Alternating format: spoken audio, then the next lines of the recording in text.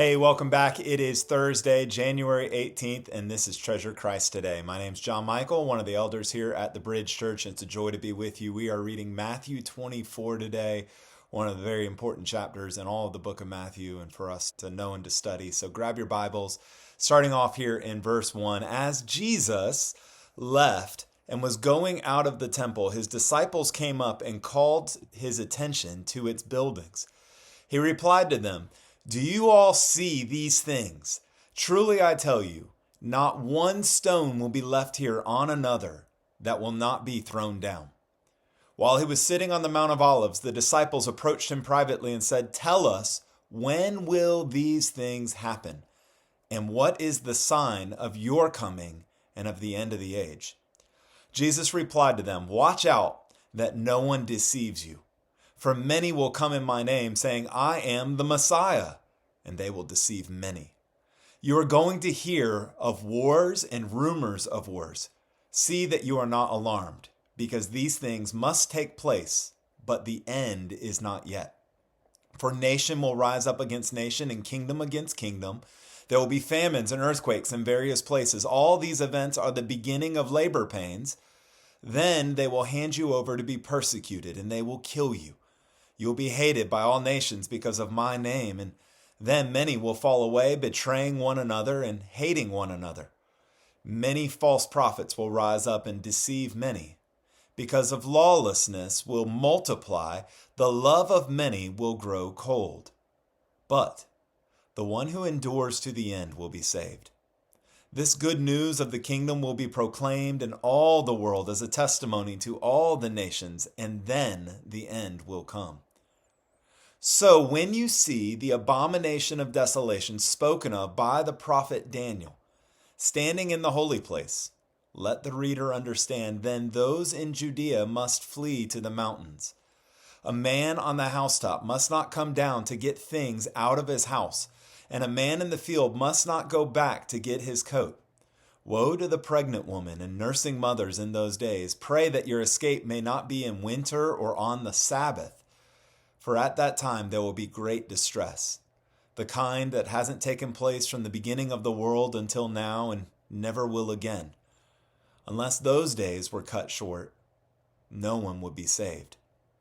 But those days will be cut short because of the elect. If anyone tells you, 'See, here is the Messiah,' or 'Over here,' do not believe it. For false messiahs and false prophets will arise and perform great signs and wonders to lead astray, if possible, even the elect. Take note, I have told you in advance.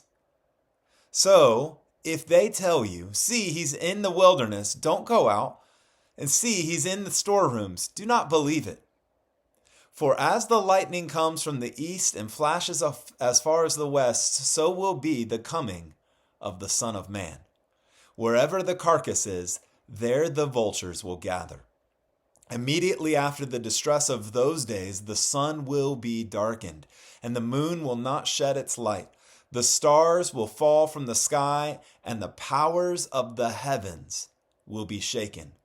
Then the sign of the Son of Man will appear in the sky, and then all the peoples of the earth will mourn, and they will see the Son of Man coming on the clouds of heaven with power and great glory. He will send out his angels with a loud trumpet, and they will gather his elect from the four winds, from one end of the sky to the other. Learn this lesson from the fig tree. As soon as its branch becomes tender and sprouts leaves, you know that summer is near. In the same way, when you see all these things, recognize that he is near at the door. Truly, I tell you, this generation will certainly not pass away until all these things have taken place. Heaven and earth will pass away, but my words will never pass away.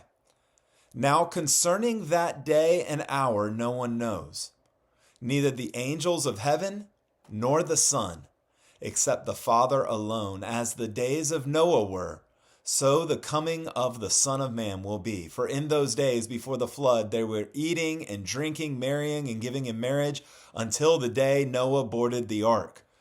They didn't know until the flood came and swept them all away. This is the way the coming of the Son of Man will be.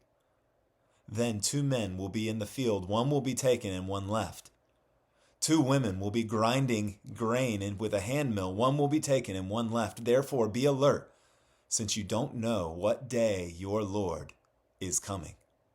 But know this, if the homeowner had known what time the thief was coming, he would have stayed alert and not let his house be broken into. This is why you are also to be ready, because the Son of Man is coming at an hour you do not expect.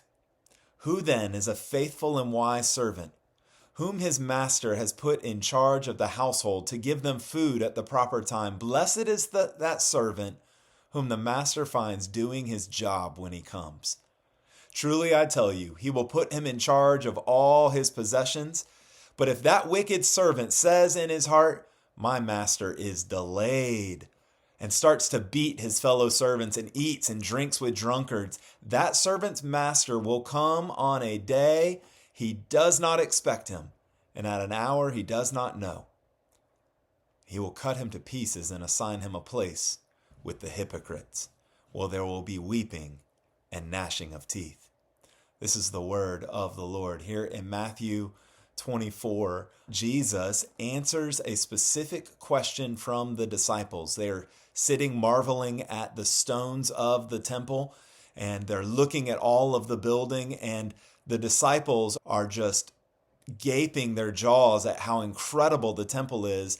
And Jesus says in verse 2, do you see all of these things? I tell you, not one stone will be left on another that will not be thrown down. The next verse, the disciples come and they ask him, when will these things happen? When will it happen that this temple and the stones of this temple will be destroyed? And Jesus is going to proceed to tell them when these things will happen, and then tell them what is the sign of your coming and the end of the age. And I think it's critical here to understand Matthew 24, that both of those things are discussed by Jesus, interweaving throughout in this passage. I think there is a clear structure here. Mark helps us see this clearly. There's an A, B pattern, but there are things that Jesus will be in reference to, speaking to, that are referring to the destruction of the temple that happens at 70 AD. And then there are also things that refer to the coming of the Son of Man at the end of the age, that which has not yet occurred. He's actually going to use 2 different parables to consider these things in the midst of it. So I want you to see first, Jesus does give clues that the disciples were supposed to see the signs of the coming, to be aware of when the destruction of the temple would come. And he warns that they ought to hear about the signs of rumors of wars and the earthquakes and other things. And these are events that lead up to 70 AD, the Roman occupation of Jerusalem and the destruction of Jerusalem as they fought against them from 67 to 70 AD. And I think the comments here about pray that it doesn't happen on the Sabbath and pray that one isn't a pregnant one, and when you see it happen, flee to the mountains. These comments make sense of a 70 AD context. Pray that it doesn't happen on the Sabbath day because the gates of the city would be closed and you wouldn't be able to flee out. Pray that it doesn't happen in the winter because you're going to be fleeing on foot.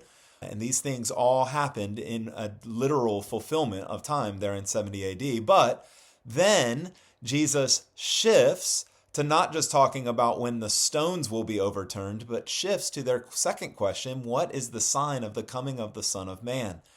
And he describes what will happen when the Son of Man comes riding on the clouds of heaven. This is a reference to Daniel chapter 7. This is what happened when the Son of Man approached the Ancient of Days in Daniel 7 and received the glory and the power and the kingdom. And then in the book of Revelation, we anticipate hearing that the Son of Man will come on the clouds and he will send out his angel, and his angel will gather the elect from the 4 corners of the earth. So it's evident that the Son of Man did not come in 70 AD and gather his elect from the 4 corners of the earth. And so Jesus now is shifting to speak about that which will happen at the end time. Now then Jesus uses 2 different parables here, 2 different analogies to help us understand these circumstances. And so the first, he's going to have them consider the the fig tree and the leaves on the fig tree. This is to help them think through the coming of the destruction of the temple in 70 AD. They are to learn the lesson from the fig tree. As soon as its branches become tender and sprouts its leaves, you will know that summer is near. The emphasis is that you should be able to observe the signs of the time and anticipate the coming or the ending of the temple.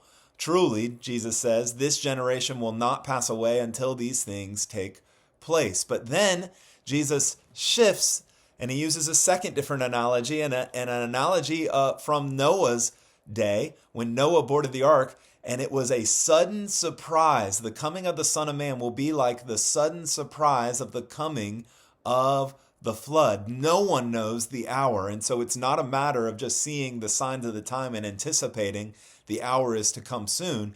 Indeed, Jesus tells us in verse 36, neither the angels of heaven nor the Son, emphasizing his humanity, knows except the Father alone. And so we ought to be those people who are prepared every day of our life looking for the return of the Lord, but we ought not be those who think that we will be able to plan it and plot it and be able to give a date for his return. That is utter foolishness, and we should avoid that.